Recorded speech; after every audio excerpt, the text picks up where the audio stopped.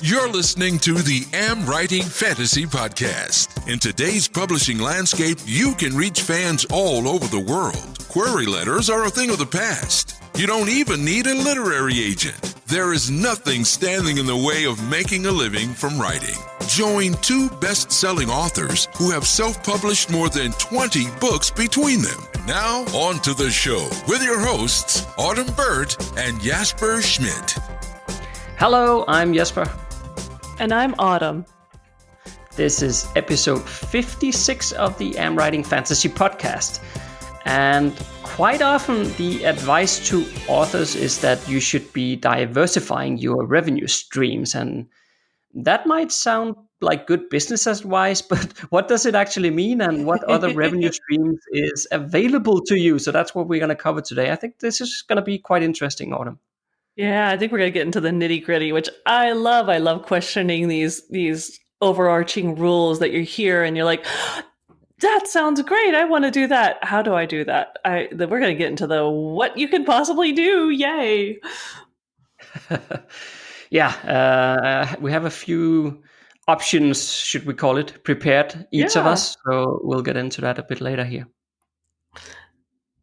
That's right. So I had this thing where I came home today and I had to share with you that I know you don't eat meat, and so this is not going to be attractive to you, but I walked into the apartment and it smelled like maple glazed bacon. And I was like, what? And so other people who do eat meat are going to be like, oh my God, this is not the way to come home to record a podcast and you're hit in the face with this warm aroma of bacon. It's just wrong. But Adam likes to, my husband likes to, we're foodies, so we like to make food, and he recently got into finding out that you can make your own bacon. So this is made with locally grown meat, locally grown hogs. So it's all local produce with a maple espresso glaze. Yeah, that was. Came home decided, let me try that. Yeah, he's done it like once or twice before, but it's always been out. He'll do it over a fire or a roast or a smoker or something to finish it off. But since we're in an apartment now, and it's now December, and it snowed, we had 30 inches of snow, and it's a little cold. I think the high on Thursday this week is 18 degrees Fahrenheit. So that's below freezing. He decided to try it in our apartment, which happens to have a gas range. So it's not quite the same, but at least it is fire. It's not electric stove. I came home to the luscious aroma of bacon. And I've told you before, one of my favorite podcasts is Gastropod, which is all about food. And so I was like, wow, this is my focus today is going to be on bacon. Sorry. Ah, nice. Well, I mean, if he's used to cooking outside, so I guess you can't blame him too much. He doesn't understand what an inside kitchen works, how that works. No, I guess I should just be happy he didn't decide to roast coffee, because he has done that. He roasts his own coffee beans, and that is one of the smokiest processes I have ever stumbled across, and that is not something you want to do in an apartment unless you want the fire alarm to go off. So just anyone else at home, do that outside. So how have you been? How's your week going? It's been quite good. Early in the week, we went with my oldest son because he was going to graduate to a yellow belt in karate this past week. So, wow!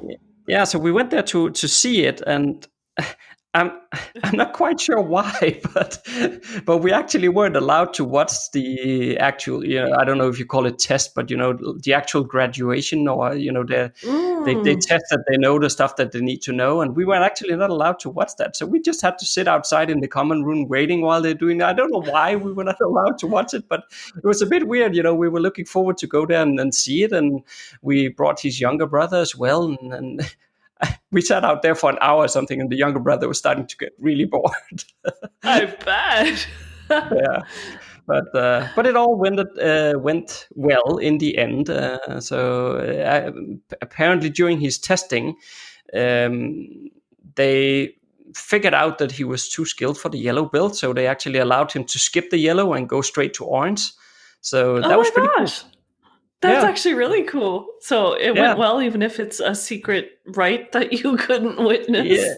Yeah, exactly. Yeah, and he was very proud, of course, and it was really nice to see him that happy. So I think that was awesome.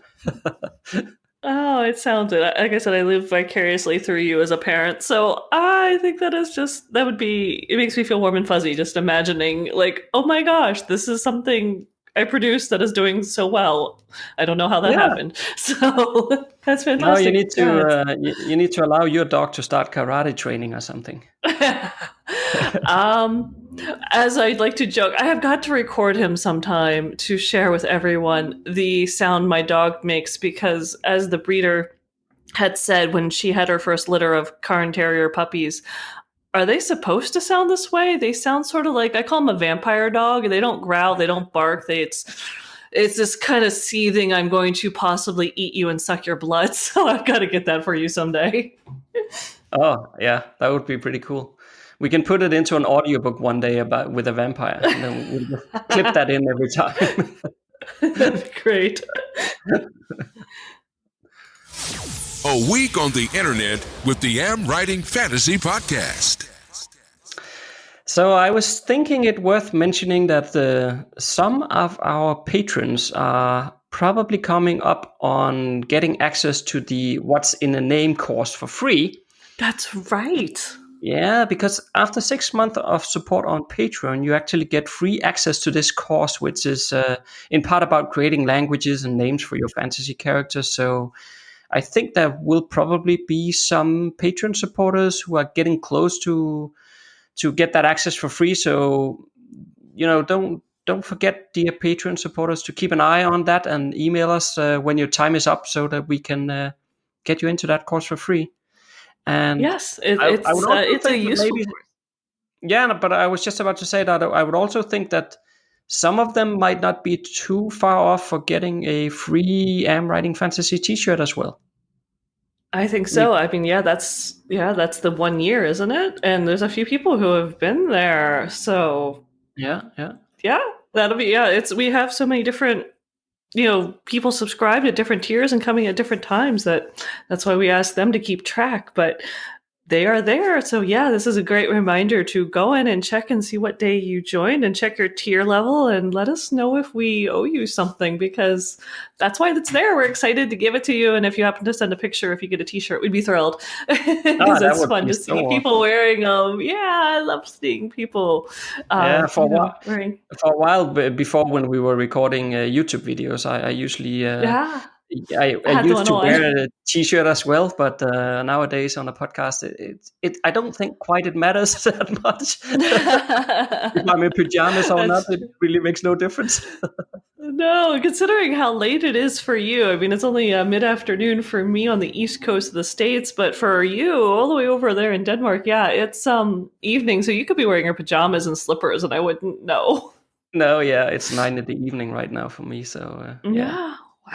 But I also wanted to mention just that for everyone else who are not yet supporting us on Patreon, I would encourage you to at least click the link in the show notes and check out all the rewards that we are offering for supporters, because for as little as $1 a month you can get in there, and I have to say that the money we can collect from Patreon is what will keep this podcast going long term, and we are certainly not there yet at this point in time where the funding actually justifies the time that we're spending on these episodes. So if you add just $1 a month to the pot, well, then we won't end up in a situation where at some point in the future, Autumn and I have to start asking ourselves if our time is better spent on writing. So I'll get off my soapbox there, but it's just that $1 might not sound like much, but it actually does make a difference if enough people it's in. So that's worth mentioning. Absolutely. And it's funny that you mentioned it, because one of the comments I'd really liked that had just come in is because I was still sharing on Patreon going really in depth into the 7 stages of story structure and really pulling out like each one means and how to make it all link up so you can create a better plot. And I know Zaid was like, this is gold, thank you. And the entire first act of my book is going to need a rewrite, even though I'm like, no, wait until you're done writing before you do that. But, we got into the cause and effect and the idea of this mini story that should help serve as an introduction. So it's great to be able to help someone else out and then also to get the feedback and be able to, answer questions specifically to make sure things are going for how he's writing and what he needs. So again, that's all on Patreon. So it's so great to be able to connect with, other members and other writers that way and help each other and guide them. So I know their stories are growing well too. And on to today's topic. All right, I feel like we raced through that. So we're already at today's topic now. Excellent. With multiple streams of income. And I guess the best place to start is just defining a bit about what does it mean when we're talking about multiple streams of income and why are we talking about that? But do you want to kick us off with that? Just throw it on me. No, yeah, exactly. I thought that was the easiest. I never knew you to slack on anything. I'm shocked. But I will take up the challenge. So multiple streams of income. I mean, this is not having multiple books. Technically, maybe if you have different genres, you might want to consider it. But this is it's almost like having different jobs. So you have books and you also maybe have your day job and then you have maybe your spouse's job. You have different areas, like big spheres of areas that provide some sort of income, some money. So that way, if suddenly all ebook sales dried up, you still have your own income, or you're selling cross stitching or something totally related or unrelated. You could be doing literary cross stitch. So those are ways of providing income to your family and to your business, whatever that may be. So that's what we're going to look at today. When we say multiple streams of income, you have different pots that you're going to be getting money into. And so they're different. They might overlap in some areas, but it's not as easy as saying, I'm writing nonfiction and fantasy. It's, there's still books. So we want to look at maybe the pot of books. Yeah. And basically the idea is sort of,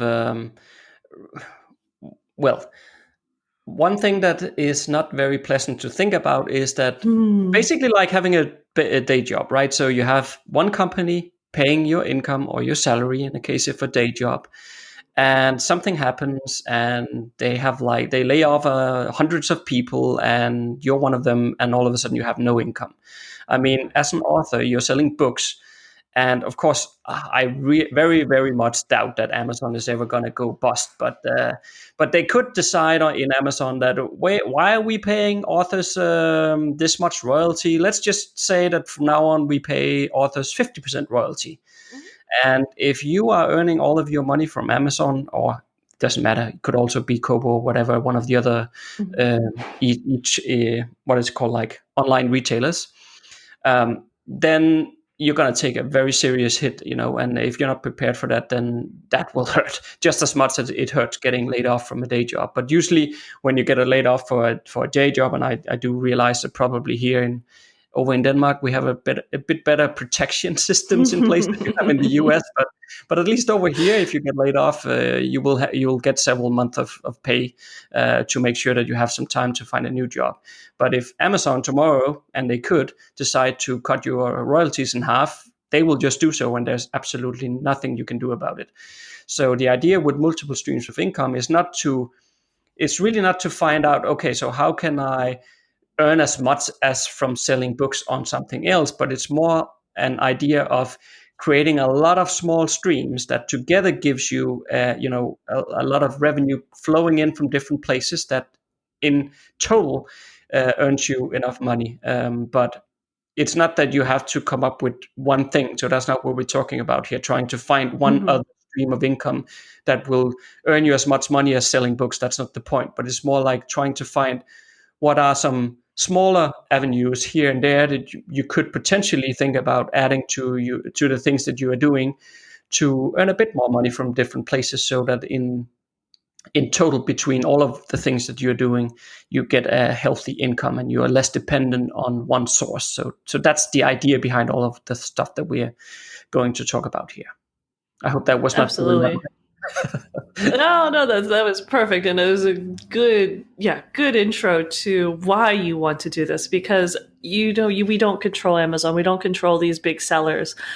They could cut revenue, they could kick you off if they consider that you violated something. So there are many reasons that, it's why you and I are both, we're not just on KDP Select, we're not just selling on Amazon, we are both wide, because again, it's spreading out how you can find us, and what happens if suddenly Kobo folds its, Barnes and Nobles has become so close to closing its doors. It could happen, and when that happens, how's that going to affect where you sell your books if you were just selling them there? It's something to keep in mind. And this will hopefully, if you are considering becoming a career author or you're working towards that, this is something you want to do. You want to establish different income streams so that if something happens in one area, hopefully the other one will be doing well enough. You also have some savings. You have a safety net. And you're not going to lose everything overnight if suddenly, Barnes & Nobles folds its doors, Amazon decides to cut everybody to 50% or 30%, keeps it really small, and suddenly you're like making a third or a half of what you did the day before. It could happen. Yeah.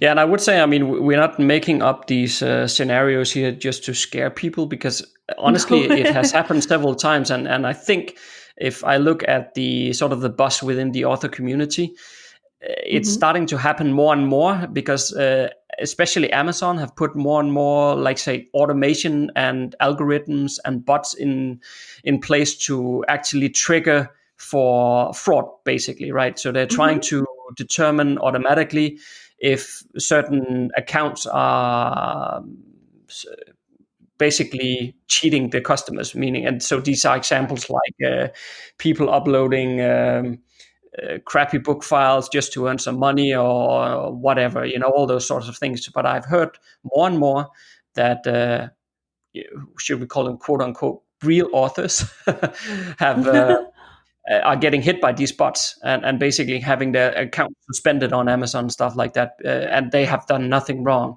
In far the most cases, of course, once a human starts intervening and they get somebody from Amazon support to look at it, their accounts are reinstated. But again, that can take months. Yeah. Well, usually it goes quite quickly, to be honest. But just imagine that the human being on the other end decides that, no, actually, I think the bot is correct, and you are fraudulent for whatever reason. You're done. And if this is your entire income, what are you going to do then, right? So, I don't want to scare people, but I just want to put it in perspective that we're not making up, scary examples for the fun of it here. It actually does happen. No, it does, and that is why it is scary, and that's why you, as a business, you have to consider all the different income streams. So we'll stop trying to shake people into terror. So before we make them forget to even listen to the rest of the episode, let's give them examples. And you want to do what we did last time, that we had some good feedback, that we alternate. I think that's a good habit. Yeah, it's a good habit we've gotten into. Yeah, so let's keep doing that. Okay, do you want to start with the biggest one, or shall we start with the smallest and work our way up? I don't have mine in a particular order as big and small. I just have 3 different options. So for me, it does not matter. Okay, let's go ahead and just pick one. You go ahead. Okay. So I think if some authors might be thinking about doing things like, professional speaking, coaching programs, stuff like that. And that is a very good way to supplement your income, because, at least after a while, you might get thought after or asked for as a professional speaker. And if that's the case, then you're going to earn quite a healthy income from doing that. But if that is something that you would like to do, it might very well be worth your time to write a nonfiction book on the topic that you want to teach. So basically using a nonfiction book as your starting point to actually get into professional speaking or teaching or whatever it may be that you want to do, because a nonfiction book cements your expertise, and it goes a long way to earn you some credits about what you're talking about. Because it's a bit funny, because a while back, and now this is quite a while back, I wrote a book on how to use Twitter. And it was that's right. Quite a lot of people who picked up that book really liked it, and it had some really good strategies in it. And it was in part what I used to build quite a big Twitter following that I still have today, of course. But and at that point in time, I actually did. This is many years back, by the way, but I did reach out to some local, local, but in Denmark everything is local. It's very relative. Yeah, but I did reach out to some Danish publishers and basically used the book as a starting point, and then basically asked them, so if you want to have some course or some teachings for the authors that you're working with on how to use Twitter to build an audience, then I can do a course for you or come out to speak for you and or whatnot. So I tried to do that as kicking off a bit of additional revenue stream back then. I think it was even before Autumn and I started working together. But I think so. Then as lo and behold, and this is probably the lesson learned: don't do stuff on on the basis of online platforms, because they change all the time. And I think it didn't even take 6 months after I published the book before Twitter changed their terms of service, which meant that the entire strategy that was like the bedrock of that entire book went out the window. so it was just so annoying. But I learned my lesson there, don't write things about other people's platform that might change any day. But anyway, that was a good lesson, and the idea still holds true. But try to pick something that you have maybe an expertise in already. That's probably best. But also something that you can teach regardless of somebody changing their terms of service.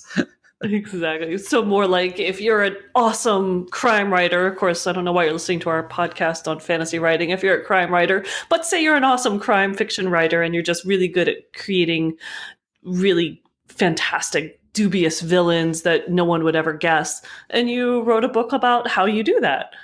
That would be, and then you could go, maybe there's a lot of great crime writers conventions and workshops, and there's a lot you could do there that you would be invited to go speak to, or you could sign up to go and speak at and give talks on. So that's sort of, it doesn't have to be just because like how to use a platform, but if you're really good, if you created some innovative way of doing something, that's also a good starting point. It doesn't just have to be the writing style.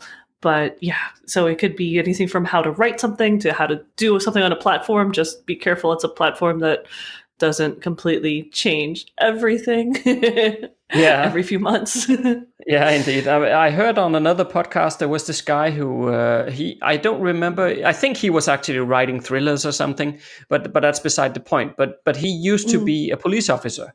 So he actually wrote some nonfiction books about how police procedures works.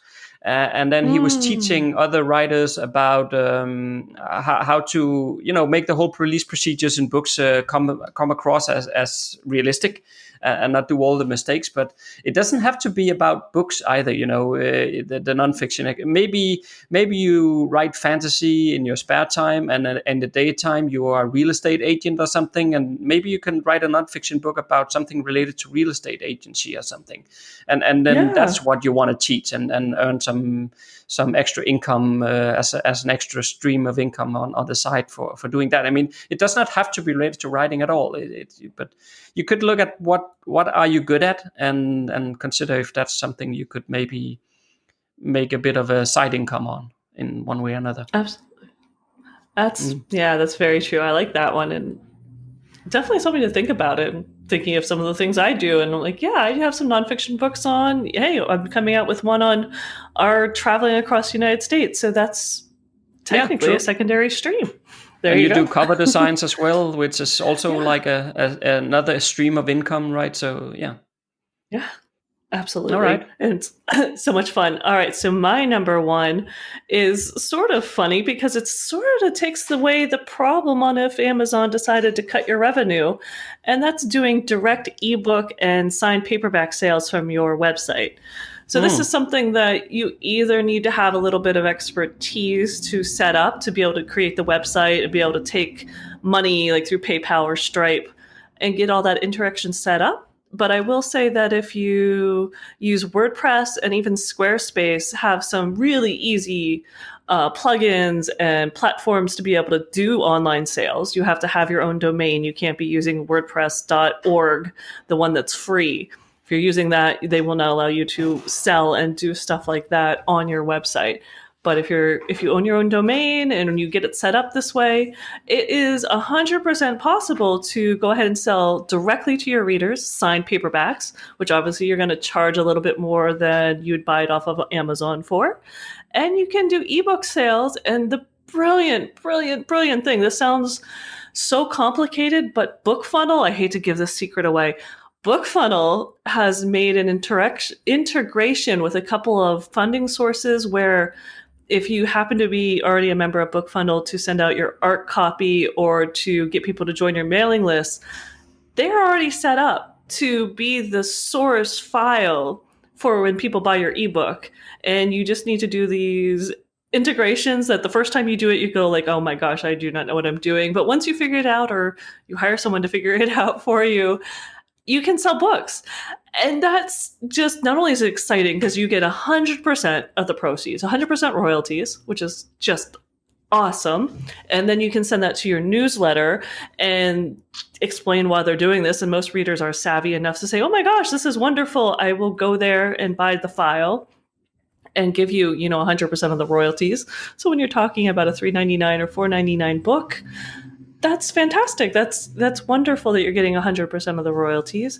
And then you can do some really cool things. Like the last time I released a book, I released it early on my website to kind of entice people to go there and buy it off of from me.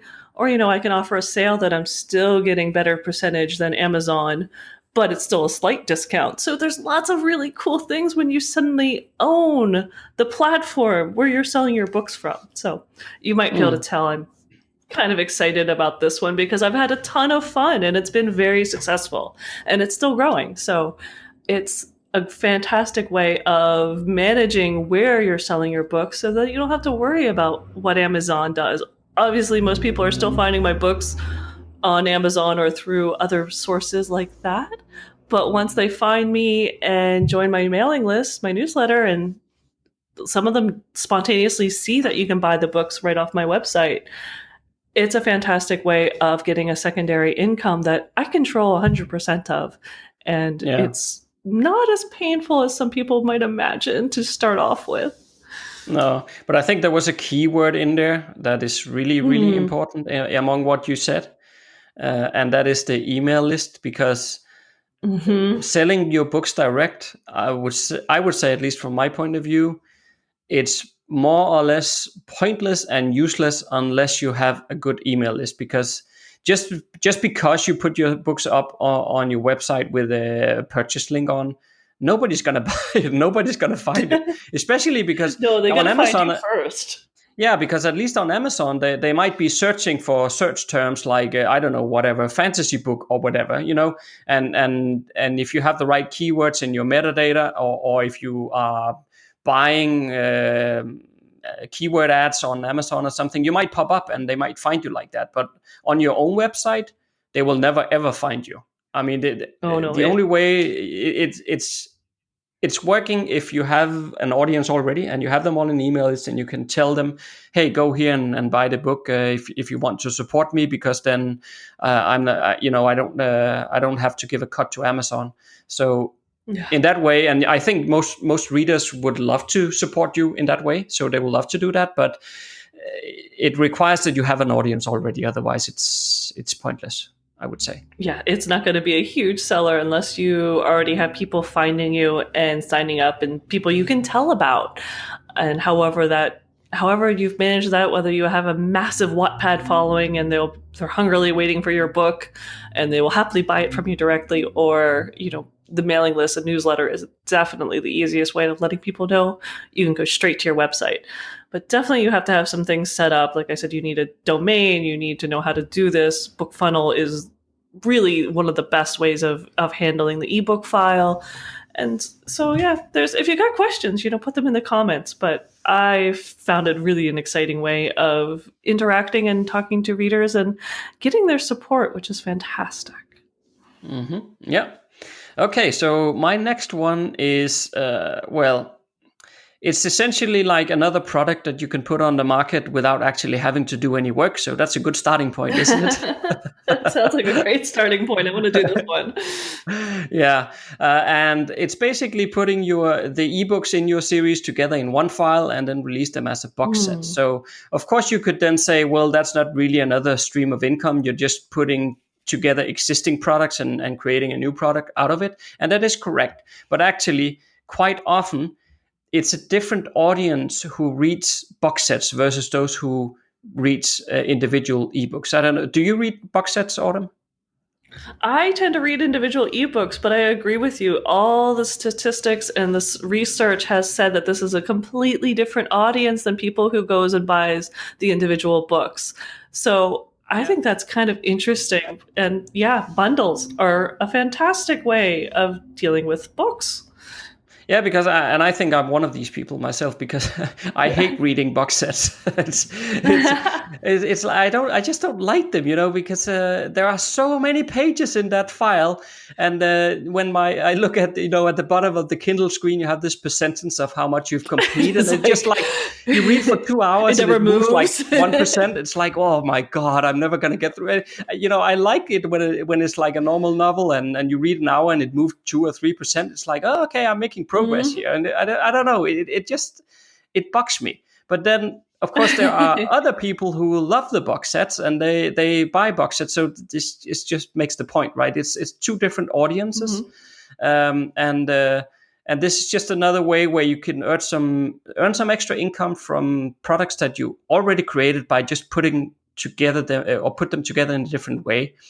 But I would say, if you want to release a box set, please don't do it right after you release the final book in your series, because often box sets will have to be cheaper than buying the books individually.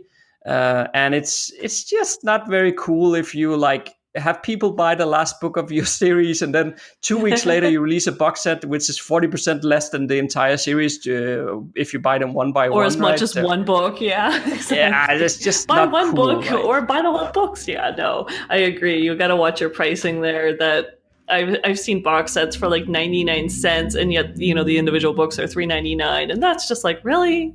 Yeah. So normally I would say wait like 6 to 12 months before you release a box set after the final book in the series has been gone out, and then you can safely release a box set and not worry about the pricing, because at that point your readers will have bought the books that they want to buy, and enough time has passed that they won't be bugged about it. So maybe just place a reminder for yourself like 6 to 12 months later to make sure to create a box set out of your series, and that's a good alternative income that requires absolutely nothing, almost nothing. Yeah, just some formatting and maybe a different cover so it stands apart slightly. Yeah, agree.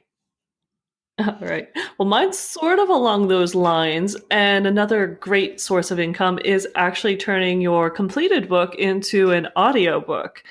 So the audiobooks are becoming more and more popular, just like podcasts, because, people have a lot more time to listen than they do to sit down and read and concentrate. Of course, I still prefer written books because I'm a visual. I don't quite take in information the same when I only hear it, but that doesn't mean audiobooks aren't fantastic for most other folks. So I think they're great. I mean, I have most of my books in audio, and it can be so much. It's so exciting to actually hear your own books spoken by someone who actually knows what they're doing with their voice and create a very exciting telling of what you've written. So it's not something that isn't necessarily difficult. There are platforms, we've talked about them previously, about how to do them. But it can also, it's not necessarily free. The best way to do this is to have the money to invest so that you pay the narrator directly. But that can be quite a bit of money. I mean, a good narrator can be upwards of $300 per finished hour. There can be other ones who are a lot cheaper, like 50% or $50. But you can be paying quite a lot to have your book narrated, and there's some good online conversions that can tell you how many thousand words makes a finished hour of production, so you can kind of get out of budget and figure that out. And I won't say that this is going to net you, a ton of money. From my experience and talking to a lot of other authors who are doing audiobooks, if your book is not selling fantastically as a written book, it's not necessarily going to be a breakout hit in audiobooks. So do consider that when you're figuring out, how much to pay a narrator. And there are some options where you can do royalty share. So if you really just want to get your feet wet, that is a good way of doing it. And I would also say it really helps that if you have a series, you want to go ahead and line up like the whole series with the same narrator. Wait until you get your audiobooks when you have all the books in your series written, so they have an incentive to listen to all the books. I know I've had comments when I released my first audiobook, and they're like, "Oh, it's great, I love it. I just so disappointed to think that the other 2 books will never be done." I'm like, "Wait, it takes time to do this, but there is that idea that a lot of authors are getting their feet wet, dabbling in it to see if they like audiobooks, and never are going to complete the series. So go and try to get it all. It's the same as producing and launching books. Same idea, same technique. A series is better, launching them back to back. All that stuff holds true. But it is definitely another means, and it's a whole different, just like bundles, it's a whole different genre of people who are going to listen to your stories instead of read your stories. Yeah. So consider that niche.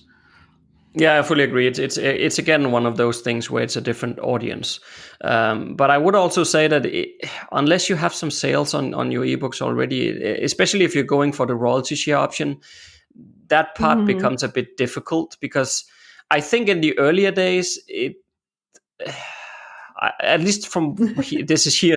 Right. So I'm not talking from personal experience here in full transparency, but based on hearsay, I think in the earlier days, like years back, it was not that difficult to get narrators to do royalty shares on ACX.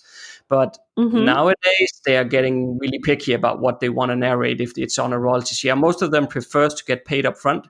Of course, if you have a lot of sales on your books already, then they will probably agree on a royalty share. But unless you can show to them that, hey, this book is selling really well, then most likely, I think, at least those who knows what they're doing, the good ones, they will turn you down on a royalty share. So I would honestly not spend too much time on trying to find one and hunt it down unless you have good sales on the book already. Or if you can pay up front, then that's a good option, and then you can go ahead and do that. But and even then, I would probably still say that unless the book is selling fairly well, you might never earn back the money you spend on an audiobook, because it's still relatively expensive. Maybe in 3, 4, 5 years from now, maybe there will be options where you can get robots to read it in a voice where you actually cannot hear the difference from humans. I mean, I would not be surprised if that happens in the next 5 years or something. But until the production cost comes down, you do need to really consider the audiobook market is growing like crazy. So that's a good thing. But just making the jump just because the market grows like crazy might not be the best of ideas if you're never going to earn back the money. So maybe the next one I can pick up on, that is about affiliate marketing. And basically this means that you're taking some time out to sell someone else's product in exchange for money. So as an example, Autumn and I only open the doors for our premium writing course twice a year. And when we do, we are often offering an affiliate program. And I think if I remember correctly, last time we offered affiliate marketers $100 for each seat that they sold in the course. So there are Also opportunities to sell products like this. So, other products from other vendors. So you can get a special affiliate link from the company who created that product. So imagine that you are using some sort of product yourself, and then you are wanting to promote that product for whatever reason. You can then go and reach out to that company and say, hey, I would like to promote your product.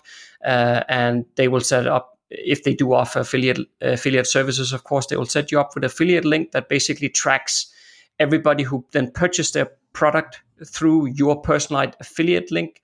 Then it gets tracked and you get paid a commission, just like I mentioned that Autumn and I did last time when we had our writing course offered. And we also paid affiliate commission to people who helped selling the course. So affiliate marketing does take some time, I would say. So you need to be mindful that you have to spend time promoting and get the word out there about the product that you're trying to sell. But it can be a nice way to supplement your income if you want. Especially, as I said, if it's a product that you're already using, then that's a good option for you. So and one of my favorite uses of affiliate marketing is actually, if you do have a website with your books, be an affiliate for your own books. And yeah, of course. It seems so subtle, but if you're going to direct people to Amazon from your website, you should be getting at least something back. It kind of adds up, ups your royalty just a smidge. So it's definitely worth doing, signing up, even if it's just for that. Yeah. So you can set up an affiliate account with Amazon. It's quite easy. It takes no time, and then generate affiliate links for your own books. But the key is like what Autumn just said, that the key is that you need to place those affiliate links on your own website. So Exactly. if you, for example, are running Facebook ads or something, technically, I've never heard Amazon cranking down on this, but technically you are not allowed to use an Amazon affiliate link in a Facebook ad because it has to come from your own website. Exactly. I've even heard the same trick. thing with newsletters. When it's your newsletter, it's technically not supposed to be an affiliate link, though I do know some authors do that, but it's supposed to only be from your own website, not from even your newsletters. Yeah, that's true. So that's another option for you to earn some extra money. So essentially, if you have products you're already using and you like those products, that's a good option. Or if you have, maybe you don't use the product, but you know the company and you feel comfortable, vouching for that company. So why not try to earn a bit of income from that? You probably want to look at how much are they paying you to do the affiliate sales, because as I said, it requires some time. So if you're earning like close to nothing for each sale, then that might not be where you want to spend your time. But for example, like Autumn and I offered $100 last time for everybody who sold the Seed and Now course. That if you sell just 10 seats, that's $1,000 right there, right? So that's not too shabby. No, that's quite good. Of course, again, it takes a bit of effort and time to make those 10 sales, but it's something that is possible. And of course, if that is something you're interested in terms of becoming an affiliate for our courses, then just join the AmWritingFantasy Facebook group. So if you search for AmWritingFantasy in the group section on Facebook, you will find us. And when and if we decide to offer more affiliate bounties in the future, we'll post it in that group. So when it becomes relevant. Absolutely. So that's an option for you. Absolutely. That's a good one. And we love the help, and we treat our affiliates well. And so I get the last one, and it's sort of playing off what we've been talking about before. If what you happen to be really, really, really good at is newsletters, getting people organized, getting a lot of readers active in your newsletter, and you start getting a newsletter that's getting into 20, 30, 50,000 readers, you can actually start selling spots. Instead of just like looking for newsletter swaps with other authors, you can say, hey, I have 50,000 readers that they love fantasy, and for $5 or $10, I will feature your book. It's almost like what BookBub is doing, but just at a little bit of a lesser level. And there are some folks who are making some money off of their ability to organize readers and get the different genres together and be able to sell books. And if that happens to be something you're good at, you can sell that to other authors really easily because we're all looking for that, aren't we? Mm-hmm. Yep. Absolutely. So I think in general, we could say that, as authors, as an author, you're running a business, and it's just a smart business move to diversify your income because it just makes you less vulnerable for any future instances where something might happen that you didn't account for. So that's a smart way of doing it. It is. And I mean, there's things we didn't talk about. You and I had mentioned that, we could mention, selling your international rights, things like that. I mean, there's a whole bunch of other avenues that are out there. So once you start looking around for ways of diversifying your income, you'll be surprised at maybe what you can come up with and what you hadn't thought of and what other people are doing. Yep, so next Monday, if all goes well at least, I'll have a great guest on to talk about writing compelling heroes and villains. If you like what you just heard, there's a few things you can do to support the AmWritingFantasy podcast. Please tell a fellow author about the show and visit us at Apple Podcast and leave a rating and review. You can also join Autumn and Jesper on patreon.com/AmWritingFantasy. For as little as $1 a month, you'll get awesome rewards and keep the AmWritingFantasy podcast going. Stay safe out there and see you next Monday.